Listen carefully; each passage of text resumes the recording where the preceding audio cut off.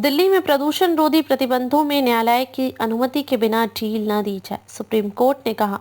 सोमवार को supreme court ने दिल्ली सरकार से ग्रैप 4 के तहत सख्त प्रदूषण रोधी उपायों के क्रियान्वयन में देरी पर सवाल उठाया और कहा कि वह बिना पूर्व अनुमति के निवारक उपायों में कमी नहीं होने देगा।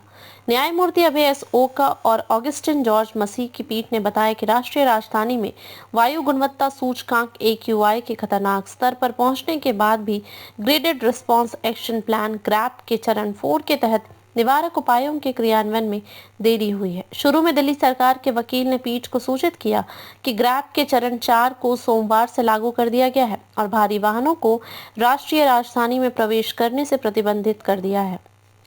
पीठ ने वकील से कहा, जैसे ही AQI 300 से 400 के बीच पहुंचता है, चरण 4 को लागू करना होता है।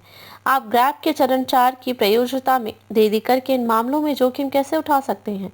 इसने राज्य सरकार से कहा कि न्यायालय जानना चाहता है कि उसने प्रदूषण के स्तर में खतरनाक वृद्धि को रोकने के लिए क्या कदम उठाए हैं। पीठ ने कहा, हम चरण 4 के तहत निवारक उपायों को कम करने की अनुमति नहीं देंगे, भले ही AQI 450 से नीचे चला जाए। चरण 4 तब तक जारी रहेगा जब तक न्यायालय इसकी अनुमति नहीं देता। पीठ ने कहा, साथ ही कहा कि वह दिन के काम के अंत में मामले की विस्तार से सुनवाई करेगी।